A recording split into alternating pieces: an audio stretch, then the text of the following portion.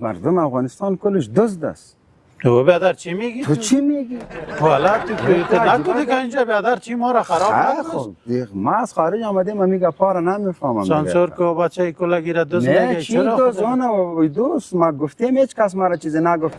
اما تو که پت از چی پیسه میکشیدم میگفتم که کلش دوز از این طرف یا باز پیسه را میدادم. یا ویدیوی تا خود دیدم هیچ کس برای ما چیزی نگفت چون ما از خارج آمدیم. راست میگی. دوستان نازنین والا ما چی بگویم دیگه، کسایی که 15 سال 18 سال در خارج تیر کنه ما میگیم بیاید در وطن به درد ما بخوره، یک پلچک جور کنه، یک برق اختراع کنه، یک چیز دیگه کنه. این مایی که گرفته بیادر مثل ما و ما خو خیر چندان چیز یاد نداریم. تو بسیار تو ژورنالیست نیستی. نه تو اصولا نمیفهمی. اینی چیزا که دیگه برای من ماندی ایرانو تو دادانم بگین. ایره باید تو گرفته شو. ای اردویش بگین است. خب اینو تو بگه تو باش که اینجا که شما نمیفهمی خیال خود در خارجی گپا نیست. ایرانو تو دو دانه گیره دادان مردم. خب حال اونجا پیش یک بچه پیش کردم من کاکا ما اسکریم نمیخورم. و اینا لگان جای ما نابلد هستیم. حال تو خود خارج زندگی کردی برای یاد بتی نه تر از خارج اینی دو دانه رو میگیری چونی آواز کش نمیتونه اینو تو دادان مردم.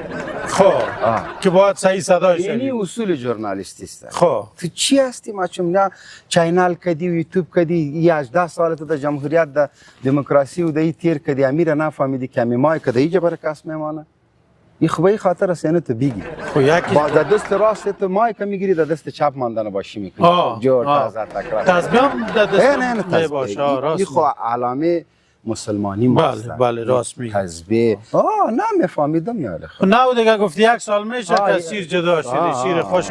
خب کسایی که شیر خوش بخوره دوستای عزیز دیگه فکر کنم که خیلی مغزش عالی کار میکنه، در چیزهای خیلی بلند بالا ذهنش میرسه. ما خود دیگه این نویاد هستیم، نو کیسه هستیم دیگه. کیسه یعنی چی؟ مطلب چی؟ گفتم یعنی نو کیسه به این خاطر که نو در کار شروع. نه یعنی گپت بسیار خطرناک. چرا؟ حالا ما کی گفتم تو من نو کیسه هستم من نمیتونم. نه به خدا ما فهمیدم. بند کو کامرام برای تا بند کو. او بدر. نو کیسه در انگلیسی چی رو میگه؟ ما خو. حال تو خود خارج بودی. در انگلیسی هیچ کیسه نیست. لیف خواهد. لیف هست. نه کیسه چرا سرت بد خورد؟ نه بد نمیخوره. چرا میگه پای بیهوده را میزنی؟ من فهمیدم هدفت که تو چی میگی. او محترمه گفتم من نو کیسه هستم یعنی سانسور کن همیشه را قطع کن. حالا کیسه است. کیسهش قطع کن. دمام میری آدم خود کیسه میکنه لیف میکنه. نه باز در طرف امام خود زدی خو نکن.